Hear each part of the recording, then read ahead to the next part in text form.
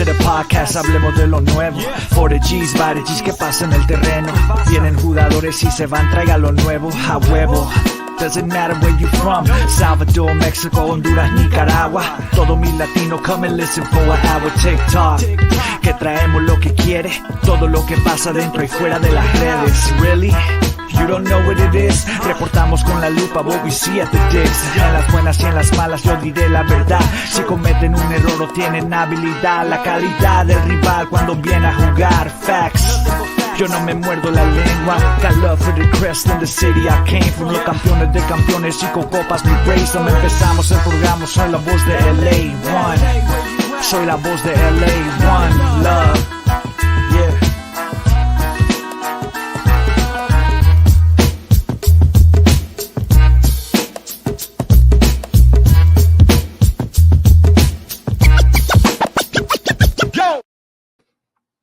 Hello, hola, and buenas, and welcome back to another episode of La Cuna Galaxiana, a podcast made with love for all you LA Galaxy fans, wherever you may be out there in the world, and for all you La Cuna Galaxians. Thank you so much for being back with us and supporting this humble little pod. If you're first time with us, man, we want to say thank you and thank you for dropping by.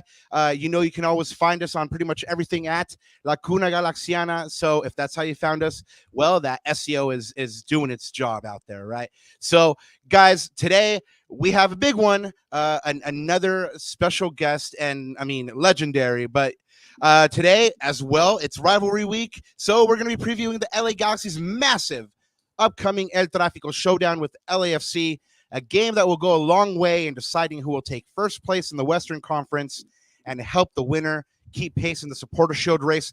Here to help us preview a critical and perhaps the most significant El Trafico in recent memory is special guest, the former U.S. men's national team legend and current Apple TV, MLS, and through the end analyst Marcelo Balboa.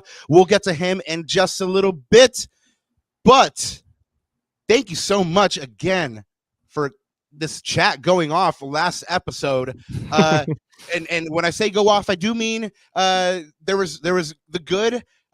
We thank you guys for stopping by, and there was a little bit of bad. We just want to remind you guys to behave in chat. If you're in chat, be respectful. Ananda don't play. Ananda don't play, don't mess. So if you're wilding out, if you're being a little bit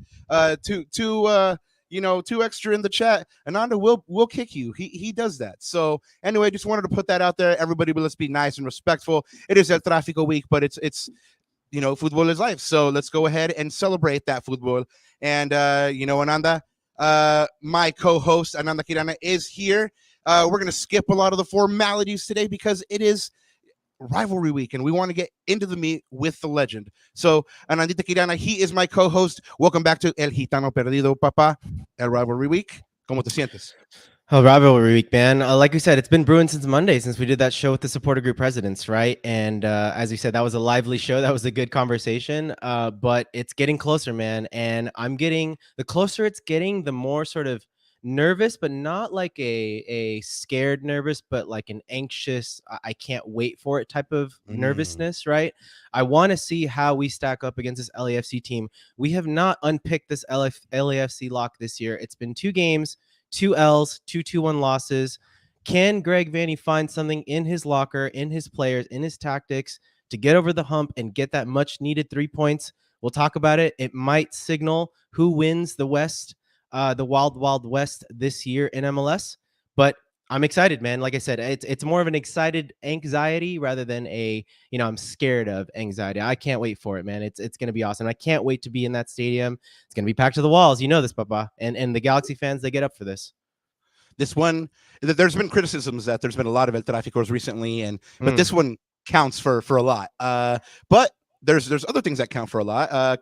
Like your housekeeping and your big announcement today that you have to unveil. Yeah. So, guys, you can, as always, you can always follow, block me, or stalk me at Ananda Galaxiana. Both of our tags are there right on your screens if you are watching this on YouTube.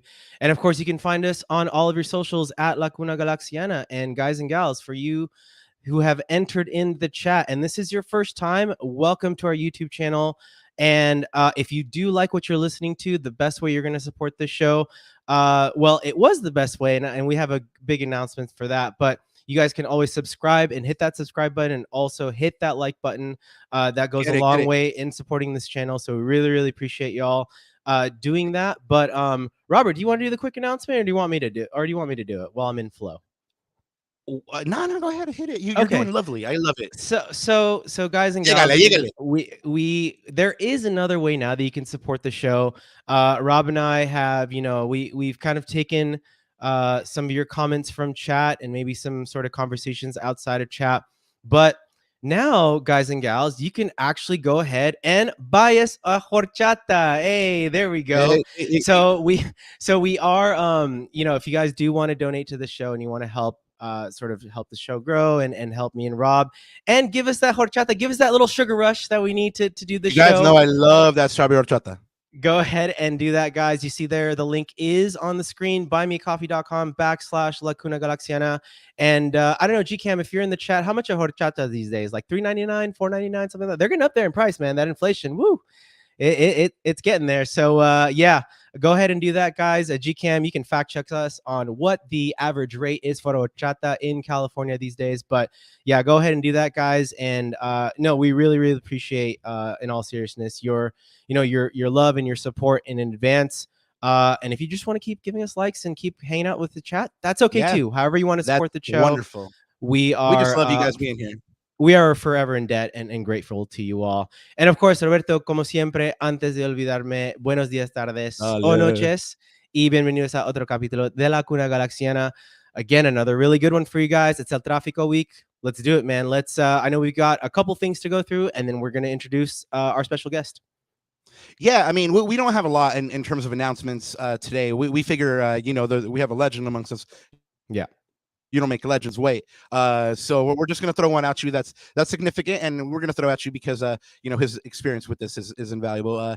If you've been following along, the U.S. men's national team, they have a head coach. They finally picked their next head coach after a kind of a public courtship, not very long, but very, very public. This was a secret that was not a secret. But Mauricio Pochettino is now the coach of the U.S. men's national team. The former Tottenham, Paris Saint-Germain, and Chelsea coach joins up with the United States in what a lot of people deem it's golden generation. I mean, so this is a big opportunity. The World Cup is going to be here on these shores. So, of course, if Pochettino also had a playing career, a defender by trade. He had 20 caps for the Argentinian national team and played for clubs like Newell's in Argentina, Espanyol in España, Paris Saint-Germain, and Bordeaux in France. So he has this to say on his hiring. The decision to join U.S. Soccer wasn't just about football for me.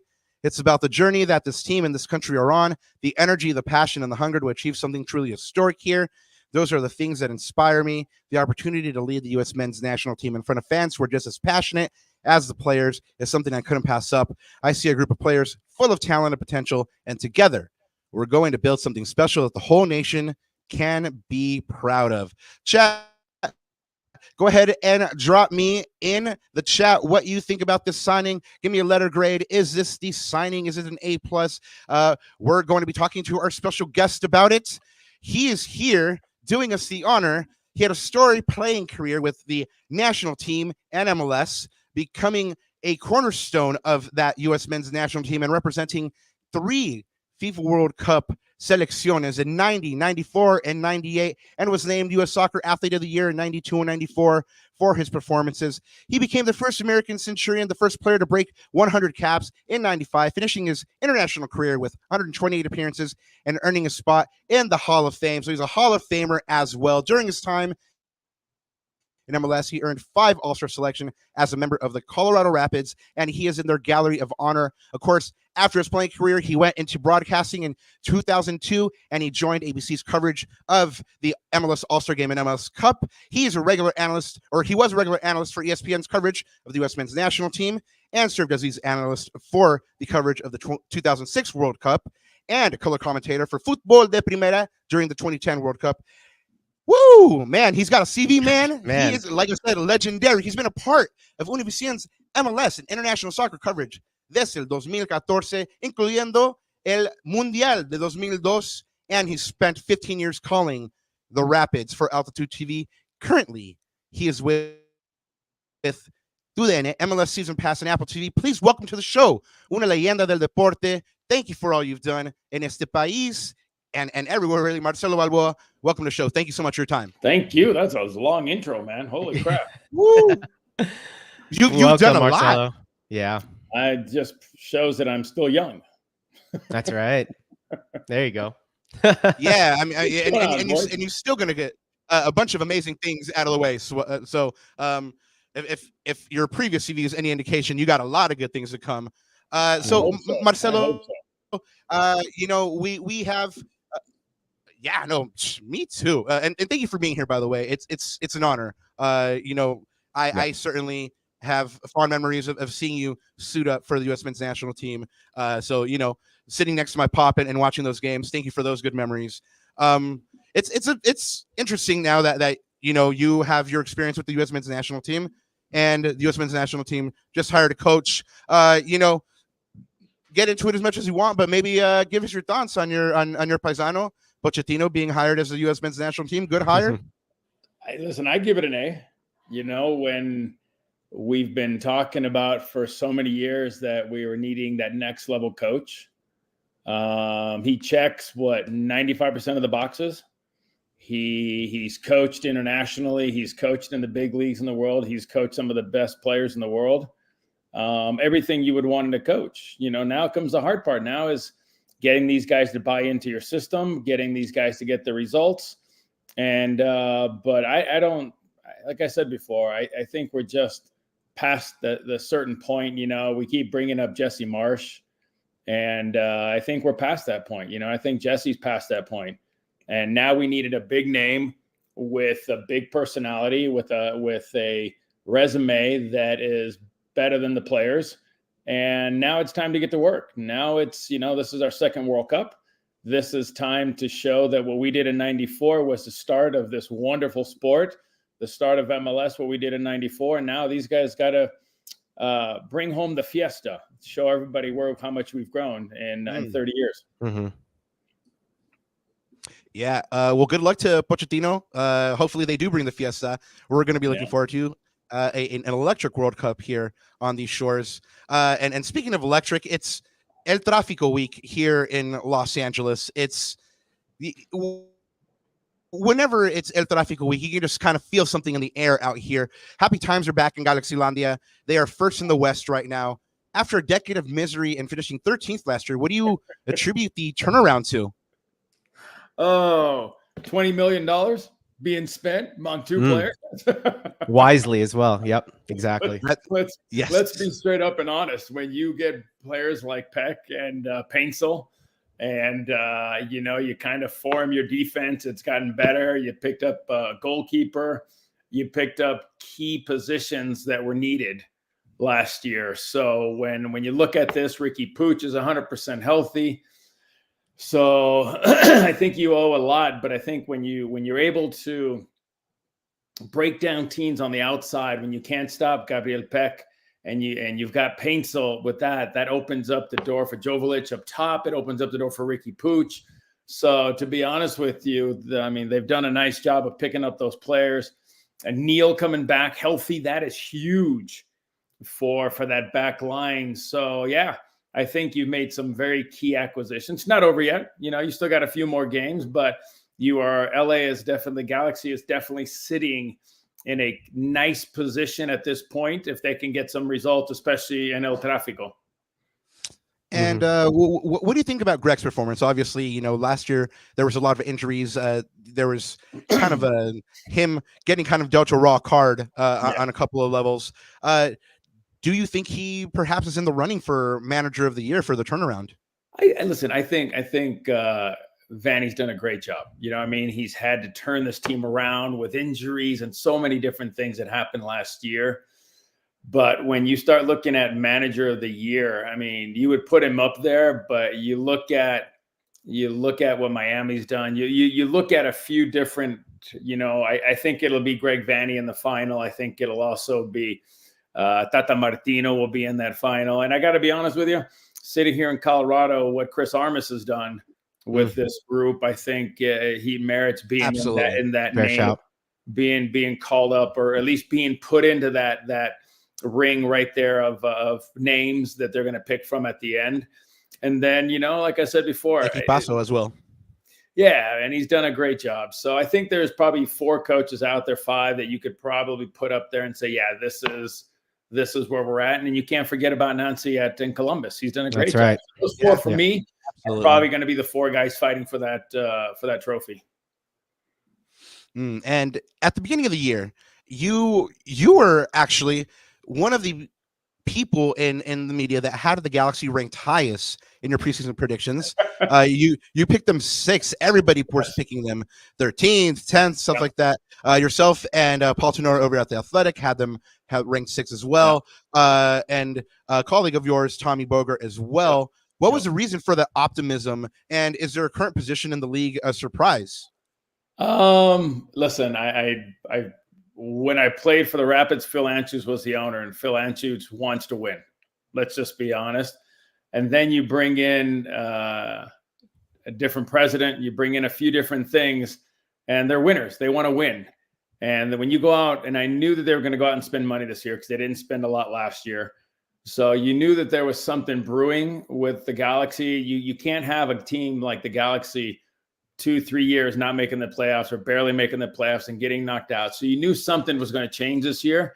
That's why I had them. I mean, am I surprised a little bit that they're in first place? Yes, 100%.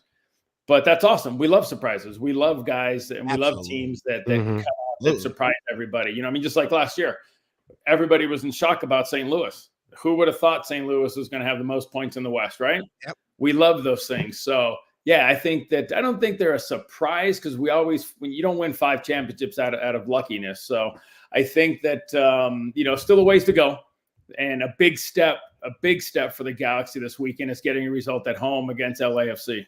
Yeah. Because we will get into the spiciness for sure. Well, but you're comfortable at 52 points in 2 games. You know what I mean? And you're looking at 48 points. You win that game, you move up to 51. All of a sudden, it's not so comfortable anymore. You know what I mean? Yeah. Yeah, it's pretty crazy too, because if you had asked Galaxy fans, we talked about on this podcast, Marcelo, 50 points was the target this year. Cello. All right, Cello. 50 points was a target of ours this year. Yeah. We thought that would be a good season that would, get us into the playoffs quite comfortably, maybe even a top 4 seed. And so I think that just being in this position with 5 or 6 games left in the season, I think is a complete surprise. And, Will Kuntz, our general manager, has a big part to do with that. Yeah. I mean, just from an outside looking in, what do you think of the job he's done, the turnaround? Listen, he's done a great job. Yeah. Let's just be straight up and honest. No disrespect to whoever was there before, which we know who was there. No disrespect, but Kuntz has done a great job. I've been able to have multiple conversations with him out at practices or the day of the game at the stadium. And he kind of explained his vision and what he wanted and how he wanted to do it. And it's been great, man. Absolutely great what he's done. And at the end of the day, listen, here's my problem is when you set your bar at 50 and you reach 50, you have a tendency to drop a little bit because you reach your goal. Now, if you make the playoffs, you know what I'm saying? I thought maybe 50 points was too low for me because you want to set higher. You always want to set as high as you can. And, certain teams reach that point and then all of a sudden their attitude changes a little bit. So to be honest with you, I hope that it's enough. But when you reach that goal of 50 points, now we'll see how they respond. Yeah, it's interesting. Well, let's talk about that now in sort of the larger landscape, right? In the larger context, especially looking at this game in that Western Conference race. Like you said, I think the goalpost has moved now a little bit for Galaxy fans. I think we're all looking now at that number 1 seed in the West, and I think this game is going to have a lot of implications to that point. But the one thing is, so a friend of ours, Corner of the Galaxy, shout out Josh, he put out this implication, which is the Galaxy actually has multiple scenarios with either a win or a draw that we can actually clinch a playoff berth. So that's already on the line there. I'm not going to go through the laundry list of what that looks like. Yeah, but that's too much right there. That's a lot. But not only that, of course, we talked about the number 1 seed, right, is up for grabs. We have 2 games in hand against LAFC. We are 4 points ahead.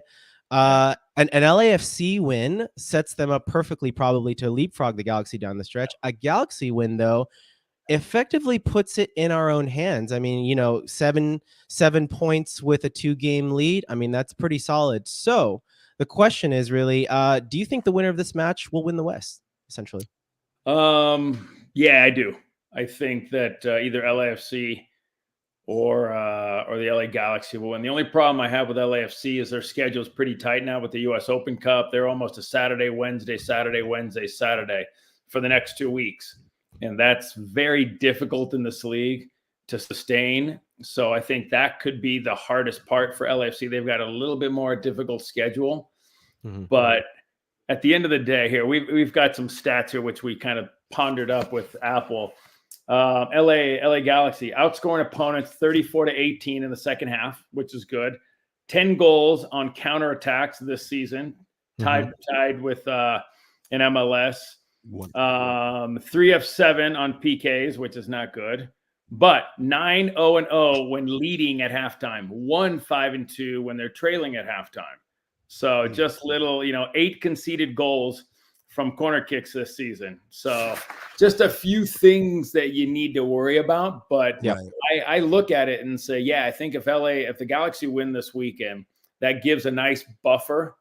And there's always one game at the end of the year within those last 7 to 8 games that if you win that key game, it can kind of catapult you through the rest of the season. And this is that game, I think, for LA Galaxy. I think if they win this game, that will catapult them into that high that they need leading into the playoffs. That's a great point, Rob. Remember, we talked about that with Sophie. We had Sophie Nicolau on, who covers the LA Galaxy, and she said that this win would give them the belief to potentially win out the rest of the games potentially and clinch that number 1 spot. So we're lock and step with you. I think this would give them massive belief in the locker room. Go ahead, Rob. Yeah, I spoke to Ricky earlier in the presser. He says much the same thing. Dice que si queremos tener el control de nuestro destino, tenemos que ganar ese partido. Y más que nada, tenemos que ganar porque es el rival de la ciudad. So Josh asked Greg about the same thing, and he said, look, if we want to win the West, quite simply, we got to get all 3. So it's in your hands, Galaxy. You win this game, you have everything in the driver's seat. And then, you're in the driver's seat in the West for sure. But Marcelo, the the Galaxy trail Inter Miami in the Supporters Shield. I believe right now it's by 7. Is that race too far gone for the Galaxy to catch Inter Miami, or are they just too good this year, and is it over? Listen, nothing's over, right? So is it that big of a deal to win Supporters Shield, or is it a bigger deal to try to win MLS Cup? That's where you got to put the boundaries on. If you can win both, that's great. But we also know what the jinx is about winning. It doesn't happen too often when you win Supporters Shield and you win MLS Cup. So winning Supporters Shield would be awesome. But at the end of the day, I think when you set off on this journey that starts in January, February, the journey is to win an MLS Cup. I don't see a lot of people say, I want to win Supporters Shield, and then that's it. So the goal at the end of the day is to win MLS Cup. And I think Supporters Shield is a bonus. So as long as the Galaxy hit the right form at the right time, because let's be honest, they didn't look good against St. Louis. Set pieces was not their friend that day. But if you can put yourself in a position to fight for that MLS Cup, that's what you're looking for. So if Supporters Shield comes along, that's great. But that means that Miami's going to have to fail a few games, and you're going to have to win almost every game. So again, every coach has to put with them what's important out on the table for them. Can you win Supporters Shield? 100% you're going to fight for it. But if you don't, you can't set it up. We didn't win it, so now we've got the pressure. Now, the idea at the beginning of the year is your goal is to win MLS Cup, and that's what the goal is for the Galaxy right now. Agreed. Chelo, you said a little bit earlier, you kind of let us know that you thought MLS Cup final was going to be the Galaxy versus Inter Miami. Yeah. Do you have maybe an early prediction on who wins it? I don't. You know what I mean? Because there could be injuries between now and the last 7 games. I could tell you this team now, and then if Messi goes down again or Suarez goes down, that changes. If LA Galaxy reach the final and Gabriel Peck and Ricky Puig go down, then their chances limit. So listen, when you look at the West, there's a few teams. If RSL hits the right stride at the right team at the right time, LAFC, Galaxy. So the important thing is to be the number 1 seed, so you're home the whole way through the West. At 2 of the 3 games you play at home, the semifinal you play at home, the Western Conference final you play at home.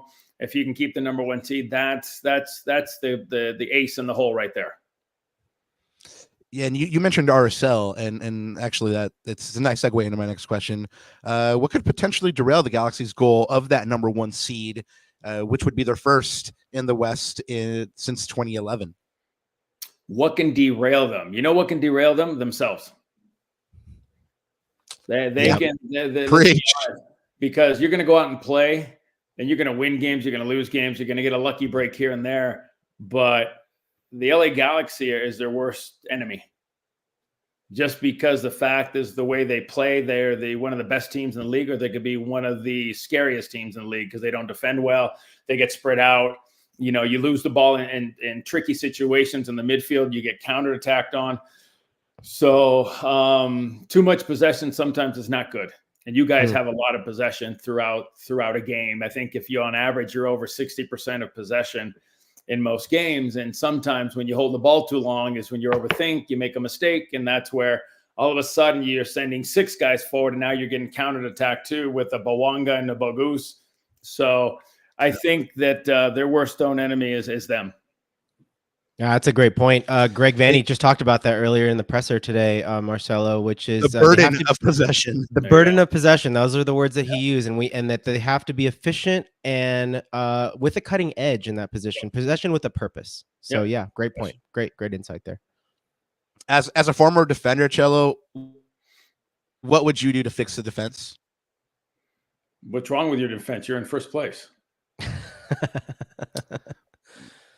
Fair point. Galaxy have made progress and how many goals they have given up. No, but I'm thinking to myself, if you're in first place, I mean, you always want to not give up a goal. You always want to play tight. You want to play compact. You want to force teams around you, not let them penetrate you through the middle. But I think the biggest problem I've seen in this beginning of the year was probably the worst, is they gave up just soft goals. Maybe a tackle could have been, or a foul could have happened earlier. A set piece, a guy's not marking, gets caught ball watching, and he gets flicked to the far post, and he's by himself. Yeah. So I think more mental mistakes have cost that group. And plus, let's be honest, when you guys attack, you're attacking with the front 3, then Ricky Pooch, and then Markey. And do I need to keep going? If Audi's in the game, Audi's into the attack. Now all of a sudden you're looking, going, holy moly, you got 6, 7. You're getting more guys into the attack because you're keeping possession. Then all of a sudden you lose it and you get counter-attacked. Now it's a 4-on-2 and you guys are all screaming back. So listen, you have a good team. Galaxy have a good team. And is there a fix for the defense? You're in first place. The idea is not to give up soft goals and not to give up set piece goals. That's huge for the Galaxy right now. Yeah, set pieces is a big one. I mean, Marcelo, Archello, looking into that a little bit, as a former player, what do you think the set piece thing is? Is that more of a mentality issue? Is that a tactics or coaching issue from your experience? Like, what do you think that is mostly? Or is it a little bit of both? I think it's you got to take pride. When you man-to-man markets your guy, it's about pride. You're taking that ownership. And I think at the beginning of the year, the Galaxy really struggled on set pieces, trying to find their way, trying to, find how they were going to defend that box, zonal, man-to-man. And I think when you go back to the middle of the season, they actually did quite well. They did a much better job of defending those set pieces. And then St. Louis creeps up, and now you start seeing those cracks again. So, I've always been taught, when it's your guy, you mark him. And nowadays you watch a set piece, a guy goes up for a header and you get caught ball watching. And next thing you know, by the time the ball gets flicked, you go to find your guy. He's behind you and he's the guy flicking the ball in, when your job is strictly to focus on your guy and man mark your guy. If you man mark your guy, you're with him over there. He's not getting a free header. So, I think it takes a little more concentration, a little bit more focus on those pieces, especially when you've had issues with them. You've almost got to be hyper-focused on your job and do your job well. Yeah, love that insight. Ananda, I really like this question. Go ahead and flash this last one that you had. Chelo, as one of the best defenders in the history of the U.S. men's national team, which current Galaxy defender has your undeniable respect for how he's played this season in the back line? That's from Marvin G. Photography. Shout out, Marvin. Gracias por estar con nosotros. Well, thank you for the compliment. It's interesting because you look, and they all have my respect because they're all playing for one of the best teams in the league. They're in first place. They've had a great year. But when I look at that, you need a leader. And when you look at a leader, you look at Yoshida. Yoshida, for me, is a guy who's dangerous on set pieces, has scored some goals, but he's also a guy who's organized in the back. And, the pedigree he comes from, playing in Europe, playing for his national team, you need that kind of lead. If you're going to win a championship, your spine of your team has got to be solid, strong leadership, veterans. And if you look at that group, you've got a solid base with Yoshida. So they all have my respect. I think they're all having wonderful years, but I always look for the guy who leads, and that's Yoshida. Yeah. And super sophisticated gentleman as well. One of the nicest people I've ever had a chance to interview, and surprisingly, really, really funny as well. So shout out Maya. Good luck this weekend. Of course, the teams have faced each other already twice this season, both resulting in 2-1 LAFC wins. And the second was the Galaxy's only home loss, quote unquote, which was at the Rose Bowl, which was a home game, and that was on the 4th of July. Why do you think LAFC has had so much success against this Galaxy team this year? I think transition, LAFC is very good. When you've got a guy like Bowanga, you've got a guy like Bogus, Oliveira, you've got guys that are so quick up front. You watch how quickly when Lloris gets the ball, how quickly he runs and he tries to hit Bowanga or somebody running downfield full speed, because he knows a lot of the teams send 8 or 9 players. So I think that little mistakes, you know what? If you go back to those games, they're a little bit more solid. They didn't make that mistake that cost them a goal. And again, set pieces is another one. But listen, it's a margin of errors. It's one little misconcentration where I think I'm okay, I lose sight of my guy, and all of a sudden it costs you a goal. So, and in these kind of games, in derby games, they're very emotional. They're very energy driven. Who can match each other's energy? And I think that's going to be important for the Galaxy to come out tomorrow and meet or supersede, LAFC's energy, because they're going to want to come in and prove a point, and so are the Galaxy. So, and the other thing is you can't allow this game for the Galaxy. You can't allow it to get open, because if it gets open, remember, you don't have Paintsville tomorrow. So that's a big miss for you guys because of the yellow card situation. But you can't allow this game to get spread out and open, because if that happens, they've got a little faster, we'll say, on the outsides. Oliveira, you know what I mean? When you look at the middle, they've got some quality players. So it's important to stay compact. It's important to reduce the space behind your back line, not because LAFC likes to use that space behind the back four, because that's where they can run into and get their one-on-one matches. So it's going to be important for them to limit the depth that they have between the back line and the goalkeeper.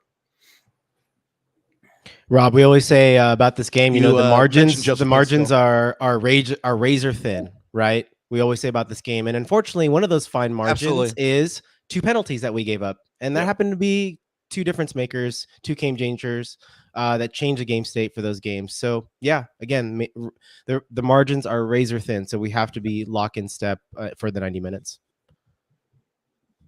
In light of JP, Joseph Paintsville's absence, who needs to step up for the Galaxy, Chelo? Everybody. You can't have one guy step up and everybody else not. Everybody can't be playing at a C level and then one guy at an A level. Everybody, listen, if you're going to beat LAFC, you've got to play the perfect game. And that means everybody's got to do their job, and they have to do it well. You can't have 8 players doing their job and the other 2 not, or the other 3 not. So everybody's got to be on their game tomorrow. You can't rely on one guy to carry you. Yes, there's a Ricky Pooch. We know that. We know that Peck's got to do his stuff. So, but at the end of the day, everybody's got to be on their game tomorrow. I mean, just like LAFC, everybody has to be on their game to go into the Galaxy home and try to beat the number 1 team. So there's no room for error tomorrow. There's no room for, we'll come back. No. If you go down 1-0, that changes the game. If Galaxy go up 1-0, it changes the game for LAFC. If LAFC goes up, it's going to change the game for the Galaxy, because the later it goes, the more they're going to feel the pressure of having to send more bodies, to send more people into the attack. That's going to open up a door for the counterattack for LAFC. So I think it's important tomorrow who scores the first goal. I think that's going to be important, because that's going to change the game for at least a good 20 minutes to see how the other team can respond or get them through halftime. But to say who needs to step up, all 11 players need to step up tomorrow. And coach has got to be on point with his substitute, with his tactics. So it's not just on the players. The coaches are huge, because you have to make the right sub at the right time that can impact your team. Yeah, and it's funny because both these teams have marquee new signings, and to what extent they're going to be used, who knows? And that falls on coaching as well. But Olivier Giroud and Marco Reus are these marquee players and difference makers. Who do you think might have the bigger impact in this one? Well, we'll see who starts. That's the question. You know what I mean? Because if they both start, it'll be interesting if they both come off the bench. When they come off the bench, what's the situation when they come in the game? But they're both quality players. They're both players that can come in and change a game. We saw that against Atlanta when Royce came in and how much he changed the game. We've seen Giroud and what he can do. So, I guess it all depends on, are they in the starting lineup? Are they coming off the bench? And they're both impactful players. That's why they were both bought for their teams. And I don't think tomorrow they'll be the difference. I think the difference is going to come from what Riqui Puig can do in the midfield, because I think Ricky's a special player. He's fun to watch, and he's a guy that can change the game for you. And just like when you look at the other side, if Bawanga plays, Bawanga's a special player. He can do things, that we haven't seen in this league in a long time, with his pace, with his dribbling ability, with his shooting from distance. So when you look at those two players, they are the players that can change this game tomorrow. Or Saturday. Sorry, Saturday. Yeah, we always talk about. Yeah. Well, I think you're approaching midnight over there in Colorado, right? No. It's like 10:40. We're good. 10:40.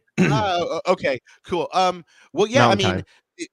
This you brought up Ricky, and one of the friends of our show, Alex Reese, journalist out here in Los Angeles. He's brought up the fact that LAFC has limited Riqui Puig to 0 chances created in the last 3 El Traficos. What is it about that matchup that troubles Ricky? I think LAFC does a nice job of closing the middle of the field. When you look, when LAFC drops back and plays in that low block, it's very difficult to penetrate the middle of the field, because they compact it, they squeeze it, they condense it, and they force you to go wide quickly. And once you go wide, then they slide. So they do a nice job of closing down the middle of the field. And I think that's where, and that's where you see Ricky trying to find, he drops back as a 6 sometimes trying to get the ball. We'll see him slide out to the left. We'll see him slide out to the right. You know what I mean? So, yeah, they do a nice job of making the field nice and tight and condensed. When he gets it, they've got pressure on him, and they don't allow him to feel comfortable. They foul him a lot. They get physical with him. So I think they do everything you have to do with a player with that kind of ability that can change a game. As soon as Riqui Puig turns you and he starts running at you, that's where you're screwed as a team, because now you're backpedaling. Ricky's running at you. You're trying to see where the other players are. He slices the ball with his, with the outside of his foot, and all of a sudden, you've got Peck behind you. So, I think that tomorrow, I think we'll see Ricky trying to explore his field, we'll say, the options of where he can find the ball and where he can be effective. Rob, I want to add to what Cello's saying too, in that LAFC does a great job of getting under his skin, and we know that Ricky is an emotional player, and so hopefully he doesn't let the emotions get the best of him tomorrow, because LAFC does they put a lot of hard challenges on him, and we've seen him yell at the referees in more than one instance in these games. Yelling at the referee is normal. Yeah, Ramiz in chat says. It really is. Them yelling back at Well, you. you know, I'm. Yeah, well, I was about to say there's consternation among Galaxy fans and on the socials because Ted Uncle's the match referee this weekend, and apparently he does not have a good record against the Galaxy. So, speaking of emotions, Ramirez says, got to conquer those emotions in chat. Definitely keep those in check. Cello, we know you got to get out of here, so we got just 2 more for you. You're good, man. We speak a lot about a mentality. Yep. Oh, wonderful. Thank you so much. So we speak a lot about mentality on this podcast, and part of that emotions is mentality. But how big of a win would this be for the Galaxy for their mentals after the previous 2 losses, for them to get this win over LAFC going into the playoffs? Like you said, maybe this is the catalyst for bigger and better. Well, listen, the stats that I'm looking at here says LAFC has won 5 out of the 6 last matches versus the LA Galaxy. So you tell me, since you guys are Galaxy guys, how big of a win would it be for you guys as fans to finally beat LAFC at your house? Huge.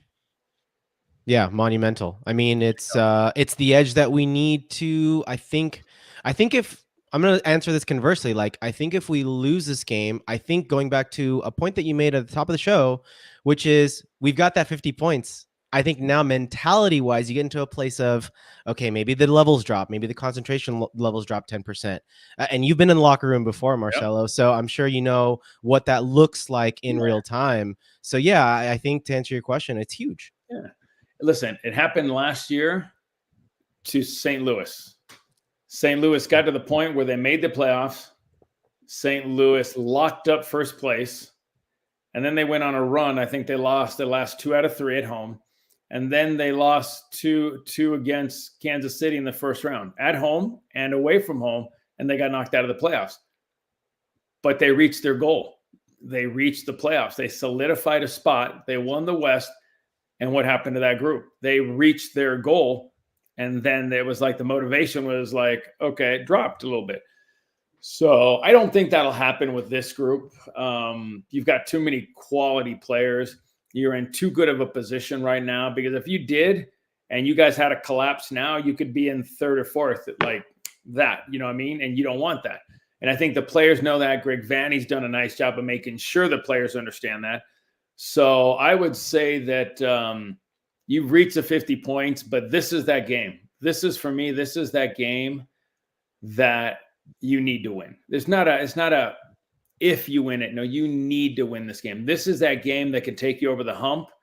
And you always see teams the last 5, 6, 7 games, they win a few games and they go on a run. Next thing you know, they're in the MLS Cup final. This is what kind of game it is for me for the LA Galaxy at home. This is a must-win game. If you're looking to win MLS Cup and you're looking to make some damage, I think this is the game they have to win. Not putting pressure on you guys. And speaking with Jalen Neal after the well, I'm going to be easy breezy. I'll be just watching proceedings from the press box. So try not to eat my own shirt and nervousness and faking like I'm easy breezy, right?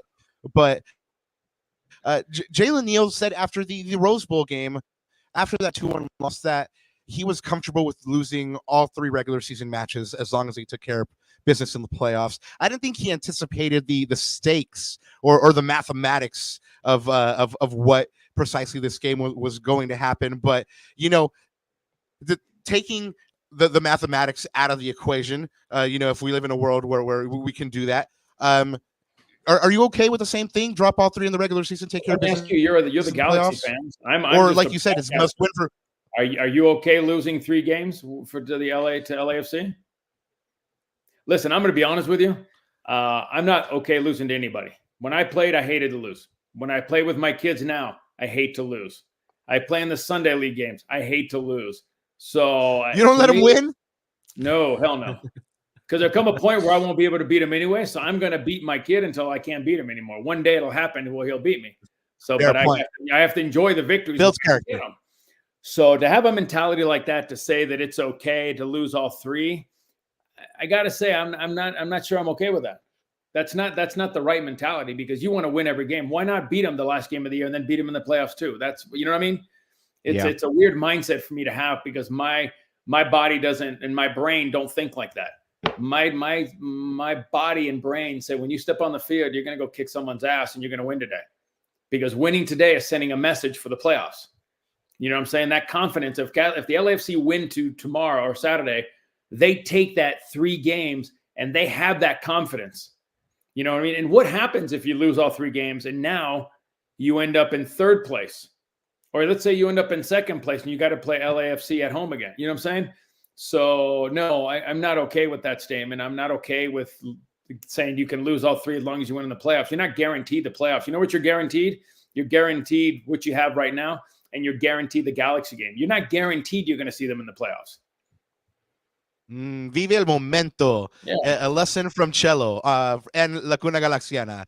Gracias. So are there any, implications of the Galaxy losing this match, or what are the implications besides the obvious them closing the gap to 1 point? Well, the implication is you wake up the next day and you got to go fight and get ready to play the next game, because you can't lose 2 in a row or 3 in a row. That would be 3. Let's say 2 they lost at the LAFC. Now you're going into next weekend and you start thinking to yourself, this is not the time that we can get into bad form, because you're getting towards a playoff, you're getting towards the end of the season. You've got to be peaking at the end of the season, not crashing. So the implication would be is getting Vanney, and Vanney's going to have to motivate these guys to get going, to get them moving and getting to play the soccer he wants to play. So, and listen, you could have the best game in the world and you could lose off a PK on Saturday. Who knows? But I think the implications are you just allowed a team to get 1 point with you with 1 game in hand, which is a little scary to see when LAFC, when they get on a run. And we've seen them. Listen, was that 4 finals for the last 2 years they've reached. So they've got the US Open Cup coming up. So I can guarantee no one on that side is thinking to ourselves, well, if we lose today, we'll get them in the playoffs. You know what I'm saying? That's not a mentality that the LAFC team has. So I think the implication is you need to find a way to get a result. Even if it's a tie, you need to find a way to get a result, to have a little bit of that momentum, a little bit of that confidence, just in case you do have to face them in the playoffs. Yeah, I agree.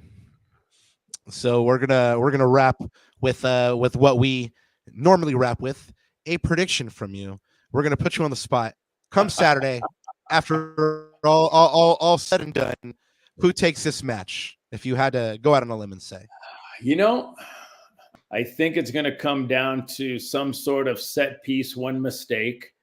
And, to be honest with you, when I thought about this game, if both teams come out and do their job, I could probably see a 1-1 tie, a 2-2 tie. Yeah, that's fair. I mean, and only because LAFC is getting all of their weapons back after missing 6 from international break.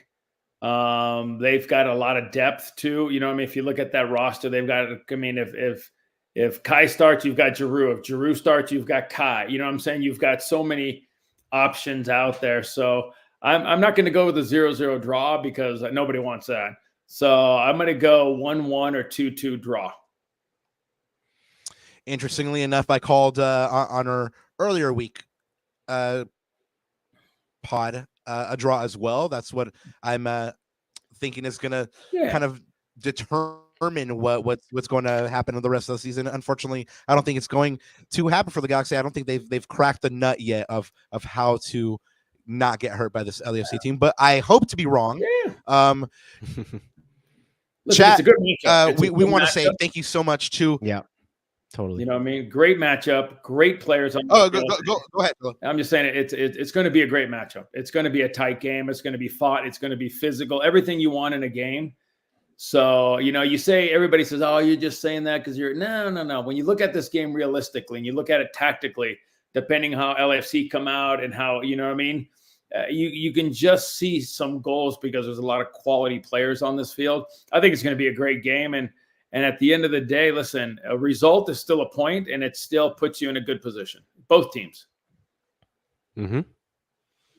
Yeah, at that point, you don't open the 7-point lead, but you're not losing any ground either. And the advantage there for LAFC is here's my question to you. Do you care about the Sure. 7-point lead, or do you care about staying in first place in the West? I want to be greedy and have it all. So I want them to go out there and be professional, take care of business, and then they get both. They stay in first. But you can't control what Miami does. You can only control what you're doing. You know what I'm saying? So you start saying, I want to be greedy, but being greedy is getting a point against LAFC. Is that good enough for you as a Galaxy fan?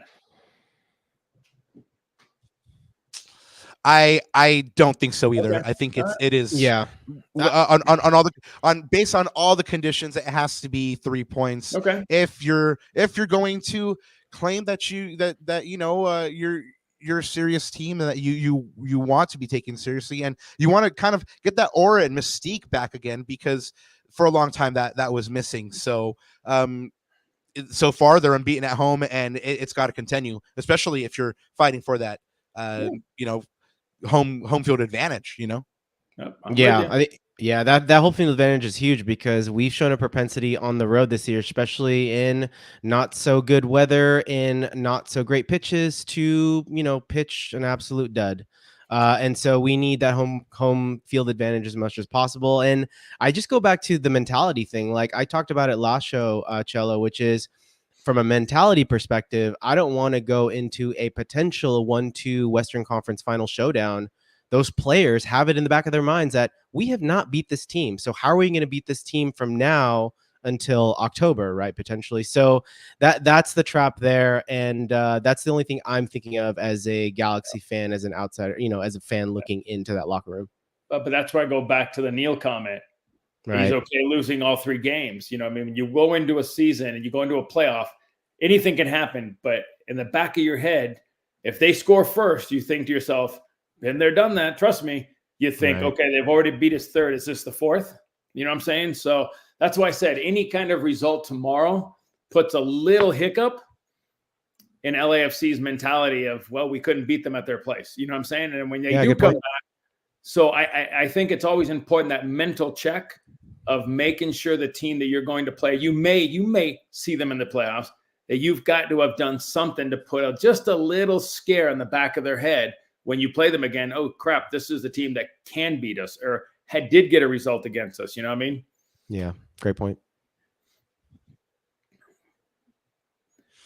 Yeah, it's going to be one of those things that the Galaxy need to do to kind of exercise those demons. I mean, they had not beat Seattle in a while, and they took care of business there. They hadn't beat SKC away in a long time, and they were able to banish those demons.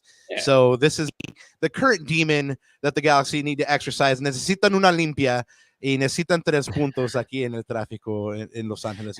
Va a estar candela. Vas a estar viendo. Are you going to be watching this one?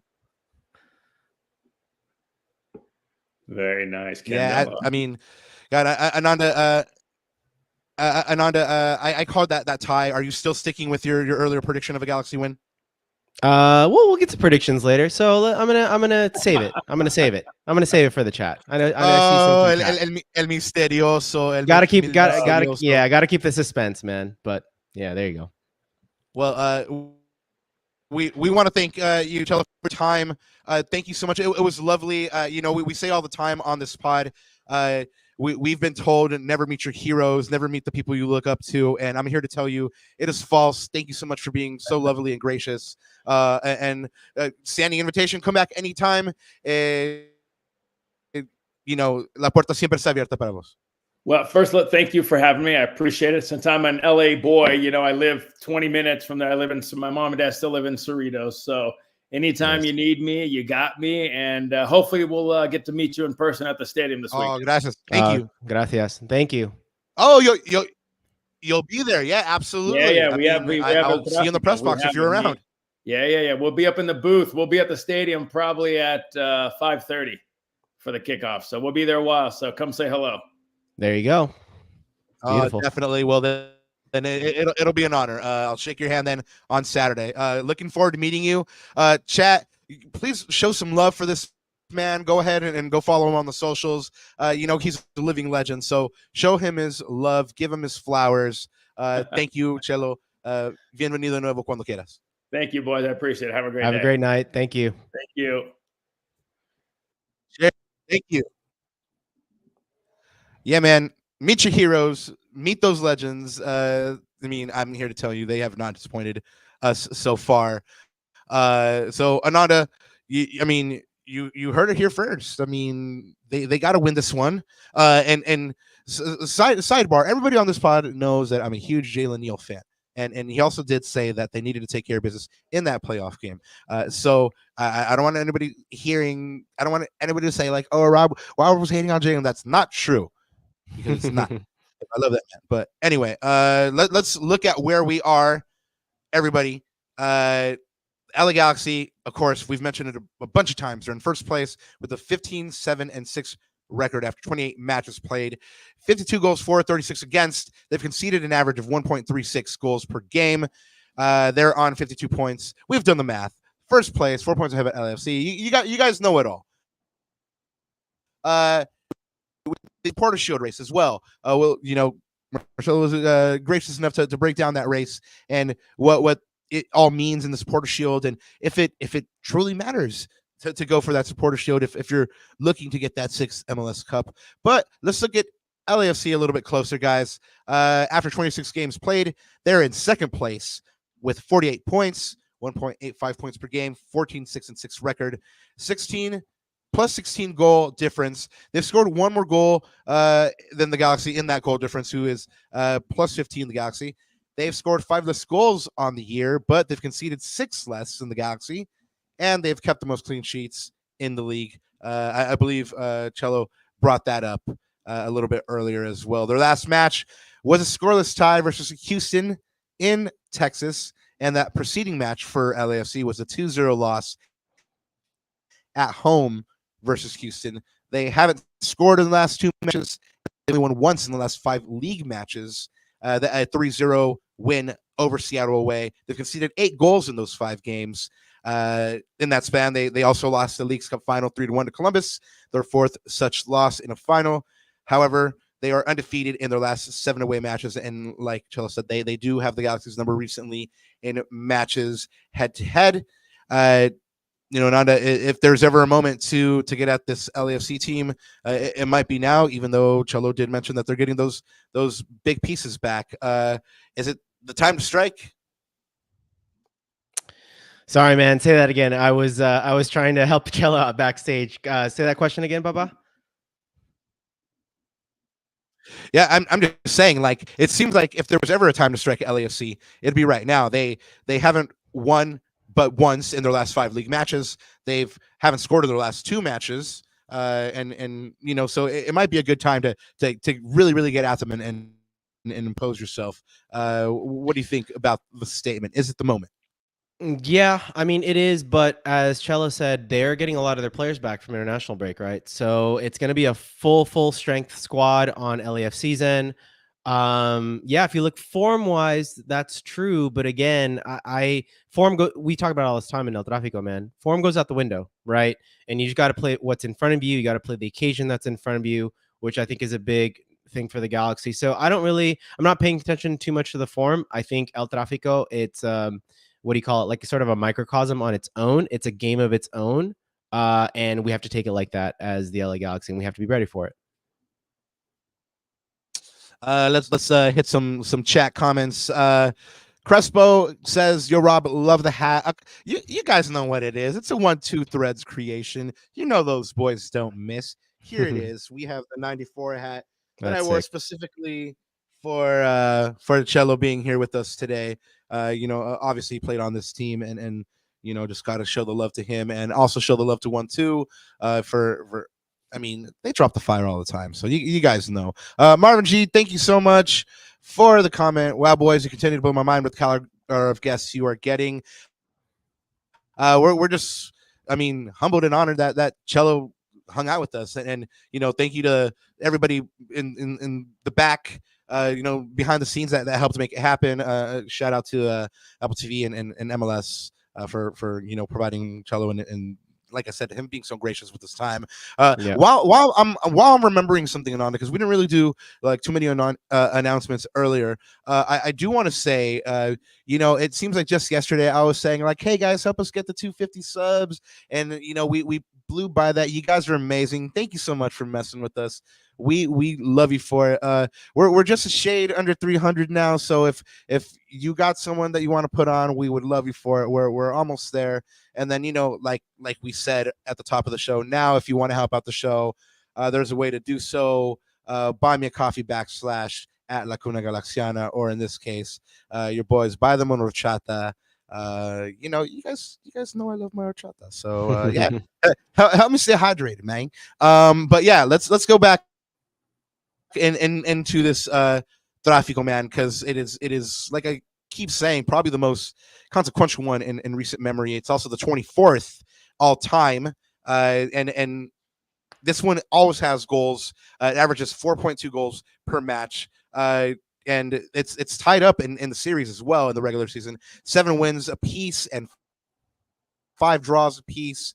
The Galaxy, of course, I mentioned, look to add to the 4-game winning streak at home and 13 matches played at home. They have a 10-0-3 record, and your DPs are doing what they need to do. Your DPs plus, that is, Gabriel Pecchi has 17 goal contributions, 9 and 8. Ricky Puig, who is going to be instrumental, has 12 goal contributions, 6 and 6. And 11 league matches played at Dignity Health Sports Park this season. Dejan Joveljic has also been taking care of business. He's notched 6 goals and 3 assists in 10 matches. They've won 8 consecutive games at home, dating back to May 25th, outscoring opponents 21-9. And this is where we get into the kind of the head-to-head stuff. In 11 all-time home matches played against LAFC, they hold a 7-2-2 record. Of course, the last match was that 2-1 loss at the Rose Bowl, 4th of July. The game before that was a 2-1 loss at BMO on April 6th. Time to exercise those demons, keep those demons in check, emotions in check, and get those 3. Ananda, we had a couple updates on team news. What do you got for us? Well, actually, you were at the presser, so I'm gonna let you take that, Baba. You're the journalist here. Yeah, well, I don't want to speak incorrectly. Well, you commented on Amiro Garces and how big of I'll just run through it real quick. Joseph Painso, guys, of course, he's suspended yellow card accumulation. Who are now not going to be available. Last time we spoke to Greg about it, he was optimistic that he would be. It's not going to happen, but he's expected back for Vancouver. And of course, the chess master, the bishop, Dejan Joveljic, is available to play any role on Saturday. Go get him, Dejan. But the big one, according to you anyway, is that Amiro Garces is back. So why do you think it's such a big boost? Well, I'll talk about it a little bit in sort of the lineups and what we're thinking about it from that standpoint. But he's a guy, man, that I think his play style works really well against a very, very aggressive, especially on the attack and on the transition. His skill set leans really, really well into defending those transition moments. And I think whether he starts or whether he comes into the game, Rob, I think he will have a part to play in this game. I heard Josh says he doesn't think he's going to start. He thinks that's kind of crazy, but I've seen crazier things happen. Like I said, I think he will have a part of this game because, like I said, his defensive attributes work really well, especially against an explosive athletic front 3 of LAFC. Yeah, I mean, I think Garces, if he does come back to play, will probably come in those last critical minutes when you need to see this game and see it over the line. Give yourself an extra body, maybe go into that back 5 or that back 3 modified 5. But whatever it is, I agree. I just wanted to get your take on it. I agree with you. Big boost, just to have that option. I don't know where Martinez. We didn't get. Just quite frankly, I didn't think to ask him. Forgot to ask him, even though Martinez kind of been out of the lineup for a little bit as well. Last time we heard about him, he was just kind of like day-to-day as well. So hopefully Greg will have that option. I don't believe MLS injury report is out for the week, so we're not sure who else the Galaxy are missing, if anybody. But that's what we have for you on team news. And of course, on the LAFC side, Jesus Murillo, the center back, is out for this one. Big miss for them. 22 matches played, 19 of those starts, but they have signed cover already. They've signed Brazilian Marlon as cover with the contract through 2025. They announced Wednesday. Of course, he has a 10-plus career that includes stops at Fluminense, Barcelona, in the French league, in the Italian league, and of course, Ukrainian powerhouse Shakhtar Donetsk. 258 club appearances, so the man has experience. I think that's also a little bit optimistic to see him starting for LAFC on Saturday, but at least they have that option if they so choose. Crespo says, Horchata with pupusas. That sounds lovely. You're reading my mind. Tengo hambre. So yeah, Ananda, what's the bigger miss for you, JP or Murillo? I think it's JP, man. It's JP's ability to get in and behind that back line. And speaking of JP, Robs, if you're thinking about the starting lineups, who's your front four?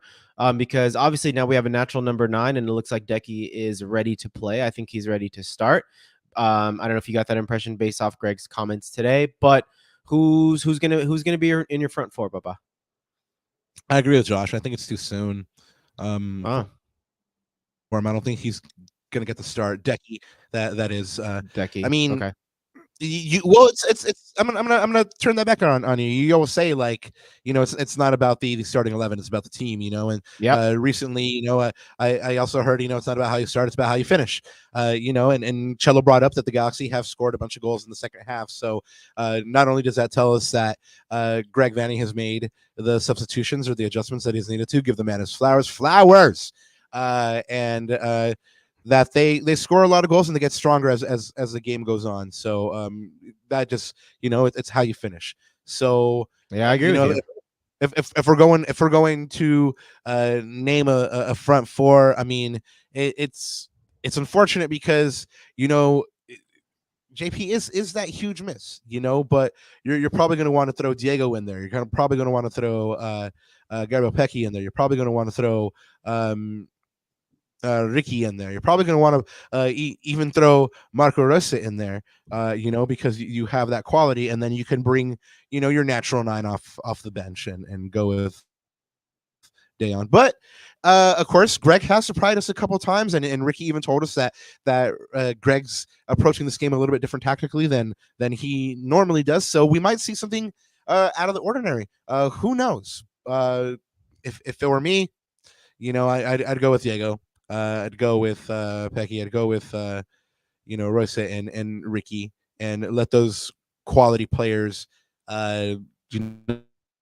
take care of business for you, make the difference. Devive in chat says the vision of Royce is going to be a dark horse in this match because the ball doesn't need to only go through Hooch in this game. It's another option, another tactical look that LAFC have to be aware of and have to worry about. Now you have 2 very, very skilled people with the ball that can play that deadly ball, and then you have X factors like Diego Fagundes.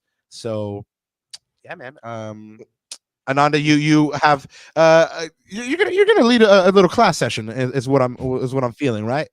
Well, I want to build off of this. Is a good segue because you brought up some really good points earlier in terms of, it's not necessarily about our starting 11, but it's about the players that we decide to play on the pitch in certain game states and finding ways to unlock LAFC. Rob, I actually spent some time. I rewatched, I would say maybe 40 minutes in total of the last 2 LAFC matches that we've had this whole week. Right. And I've been just kind of picking apart.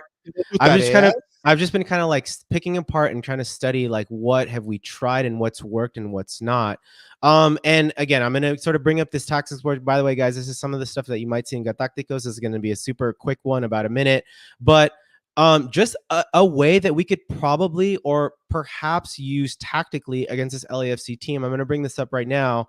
So again, these names could kind of change, but what I want to bring up here is the addition. I talked about Emiro Garces, Rob, and I think he may have a really important role to play in this game, almost to the point where we have 3 center backs, whether it's a 3-back formation or a 4-back formation, right? And here's the reason why, Rob. You think about what are we lacking on defensively? We're lacking physicality. We're lacking height. You saw that in the Kai Kamara goal in the Rose Bowl, right? And we're lacking the ability to defend one-on-one in the transition. So the way you can counteract that is if you put 3 center backs back there. Now you have Garces against Boanga one-on-one. You've got Neil against Bogusz one-on-one. You have those sort of 1-on-1v1 opportunities, right? So, but it's not only that, but it's also in the way it'll help in the way we build up offensively. So if I go to this next slide, we haven't seen this in a lot, Robert, and we talked about this in the CVI. This idea, this like this box midfield formation that we talked about. It's basically a 3-2-5. This is like very, very sort of akin to a lot of the managers that Greg's seen in the Premier League, where they build as a 3 and then they have the 2 in the middle. And this is where a guy like Miki Yamane, I think he's going to be really key in this game.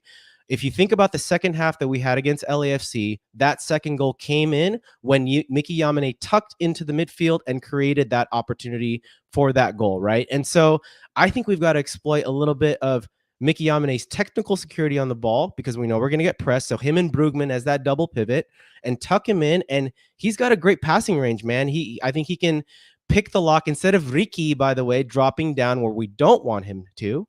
We have those 2 pivots in midfield that can find those line-breaking passes and hit your Delgados, hit your Ricky Pujas. Remember, Robert, let's not forget how lethal Mark Delgado was in that advanced 8 role in the beginning of the season. We haven't seen that a lot lately. I think he's been too withdrawn, and this is a way we can unlock sort of all these other players around just by sliding Yamana in. And remember, again, you look at sort of in that graphic there on the left-hand side, we've got these 1v1 matchups that we feel pretty comfortable about. But if you think about the next progression of play, not only can you find those passes, but here it is, Rob. This is where we want Ricky Puig in that pocket, in between the center backs in the midfield. Between the space and those half spaces, creating chaos, and also pinning back, because I'm going to guess that they're going to play a 3-4-3 formation with Palencia and Hollingshead on the wings.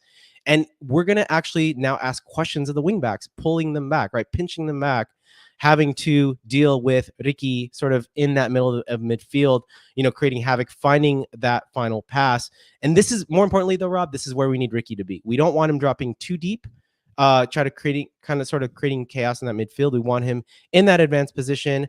And if we lose the ball, well, guess what? Delgado can counter press and win the ball back. He's got a lot of legs. But more importantly, if let's say Ilya or Tillman win the ball back, they can hit that ball to the wing against Boanga. But now you've got Yamane in that tucked in position where he can help and double up on a guy like Denis Boanga. You've got the same thing on the other side. So I think this is going to be really interesting tactically. This is just we haven't seen this a lot, and it'd be interesting to see if Greg pulls out this card for this particular game, to see if we can unlock not only players like Mickey, like Ricky, we can get them into that advanced position. I think it might have a good knock-on effect for the rest of the team. So maybe something to look on for. I may be completely wrong, but who knows? Maybe there's something there, and maybe Greg goes back to that sort of box formation. Definitely something to watch. He always talks about those time advantages, and if he's going to that box, then he can probably create those time advantages. And on the chat is going off about apple fritter donuts and horchata and that wonderful combination. I mean, my tactics chat just completely got everyone hungry, or they just went, yeah, it's all good. It's all good. Well, I get it. That's good feedback. Well, no, it just means that it's so delicious that they equate it to apple fritter donuts. Which does sound delicious. Can I throw try that for sure. Can I throw a reco to add on top of this conversation? Gary, what do you think about, or GCam, what do you think about mochi nuts with horchata? Level up. Let's level that up to a mochi nut. Ooh, mochi nut or a cronut even. Hey, ahí está. Delicioso. You know what? Sabes lo que no es delicioso?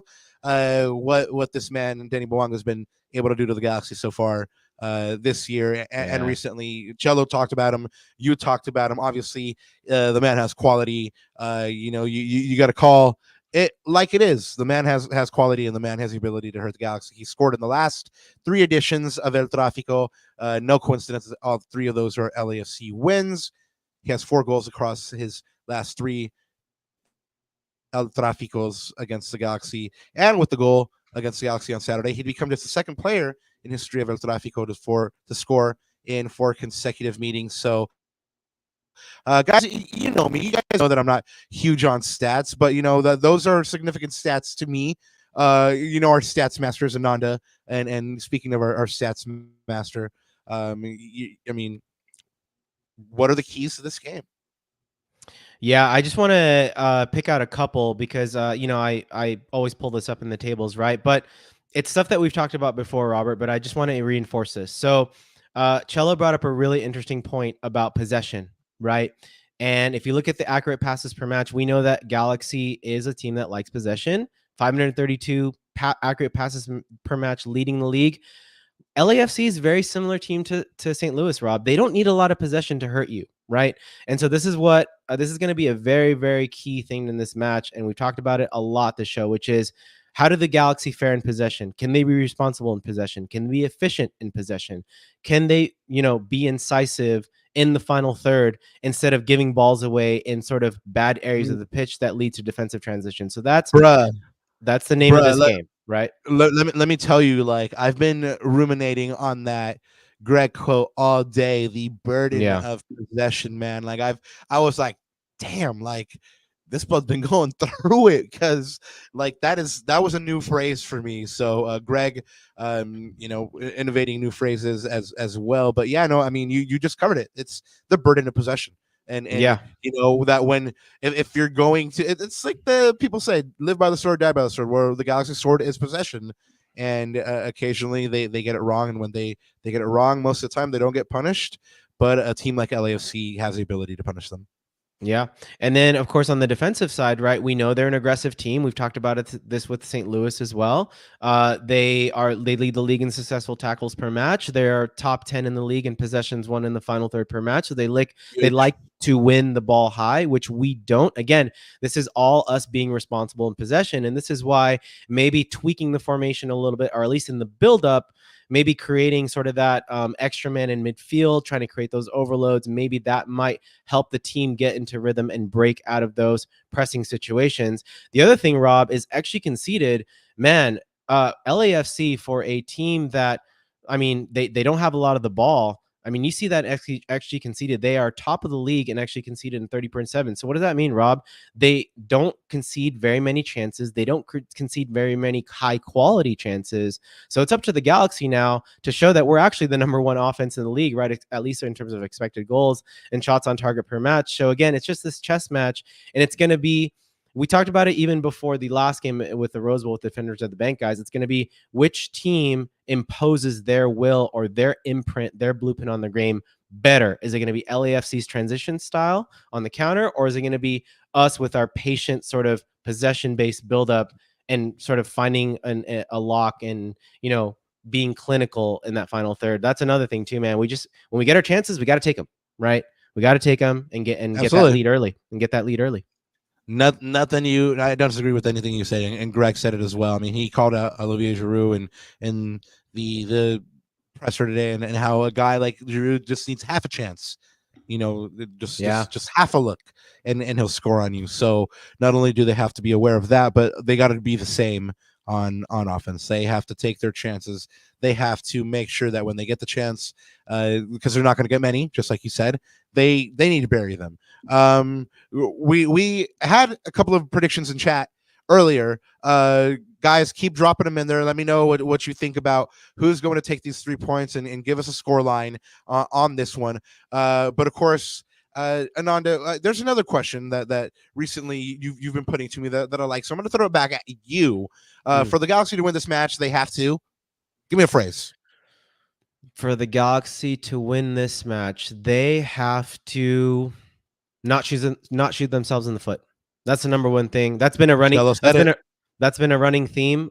Because I look at other things too, like be tidy on set pieces, be tidy in your possession, win enough duels. But all that goes down to, if you don't shoot yourselves in the foot, either mentally or tactically, we should at least be in this game, or be in a very good position to win this game, right? To pull this one out. So I think that's the thing, man. We're our own worst enemy. And I think all of us Galaxy fans, we know it. We know it to be true.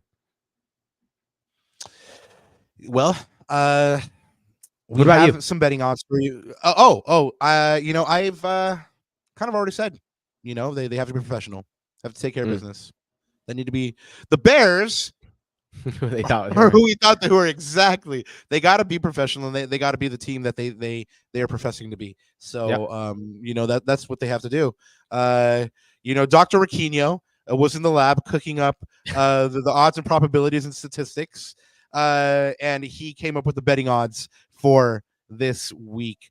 Bet responsibly, y'all. Yes, sir. So man, the odds are really interesting on this one. Remember, Rob, this is a LA Galaxy home game, but the odds are pretty even. LA Galaxy at a plus 160, LAFC at a plus 140. That is 38% and about 40% respectively. A draw is a little bit lower on the odds, but yeah, I mean, the bookies are giving both teams a fair shot at this, and I don't blame them. LAFC's got a good record. I don't know what their road record is, but again, they're playing cross town. We've always talked about it. I said it earlier today or in this pod that this game takes a sort of a mind of its own, right? It's its own thing. Form goes out the window. And so, yeah, I think anyone can win this game, Rob. And, of all the factors that we talked about, that's going to swing the balance one way or the other. So, well, you kind of gave your prediction already, right? Earlier, you're still sticking with that 1-1, 2-2 draw. I'm still sticking with that draw. I just I think the emotions are going to be crazy. They're not going to play bad, but like there's going to be that one moment or like that one controversial call, and it's usually it's gone against the Galaxy this year. And then of course you got folks like Ted Uncle involved, which doesn't help matters or probabilities. So I'm sticking with it. But I think if there's anything to be said for moral victories, they're going to go out there and show what's up. But I'm still sticking with that prediction. What about you? You still sticking with your Galaxy victory?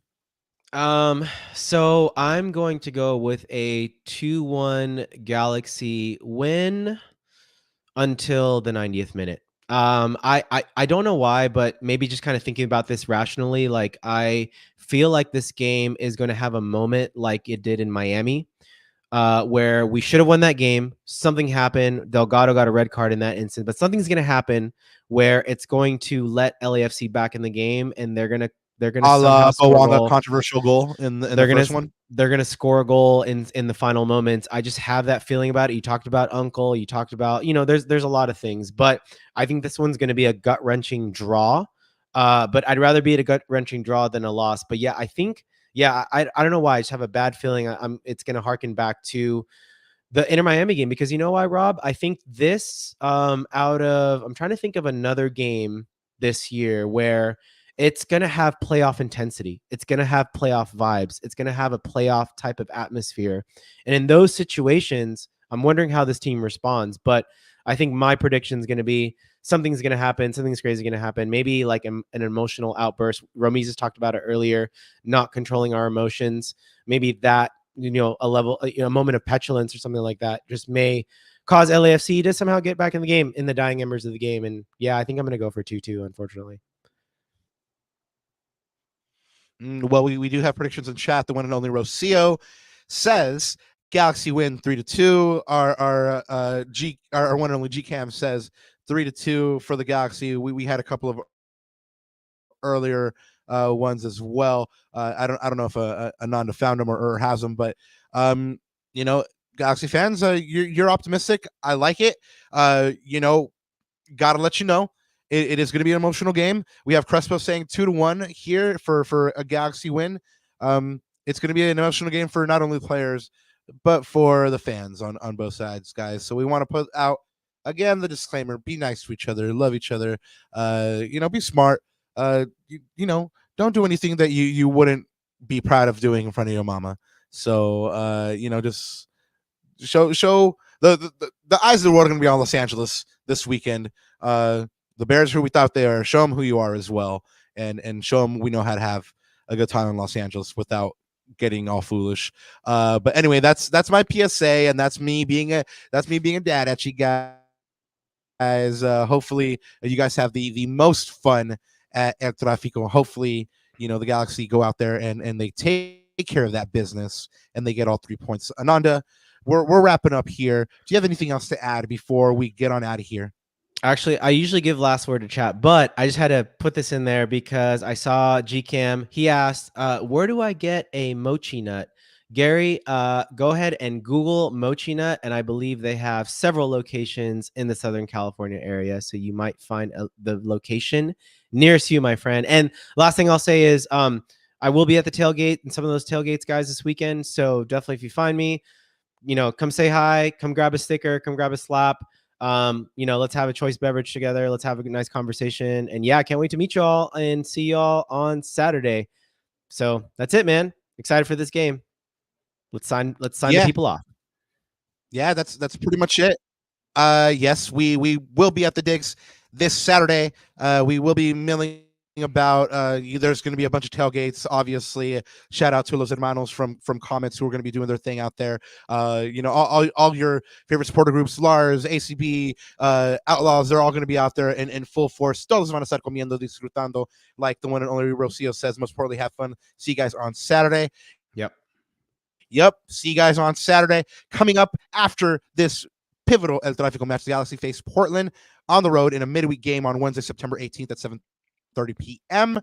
We'll bring you that preview on Monday, September 16th, the same night as our LAFC reaction pod. We're pulling double duty again, so make sure to check out that pod for our reactions to this very, very important El Trafico. Of course, just after that, we'll have a Portland reaction and Vancouver preview on Thursday, September 19th. The Galaxy, of course, have a couple of games back-to-back, and then they have kind of an easy schedule. After Vancouver, the Galaxy will have just three matches left before the playoffs and only one home match. So, guys, make sure to make this LAFC match special. Make sure to make that Vancouver match special. And, of course, make that home closer on Saturday, October 5th against Austin, a special one at 7:30. Guys, you guys know where to find us. youtube.com/@LaCunaGalaxiana. Check out the back catalog of videos. Check out Los Gatácticos. Check out Buy Me a Coffee /@LaCunaGalaxiana. And, of course, thank you again for being with us. Los queremos mucho. Thank you so much, chat, for hanging out with us again. And we'll catch you after El Trafico. Only thing one thing left to say, Ananda. ¿Sabe qué es? Dime. Vámonos. G's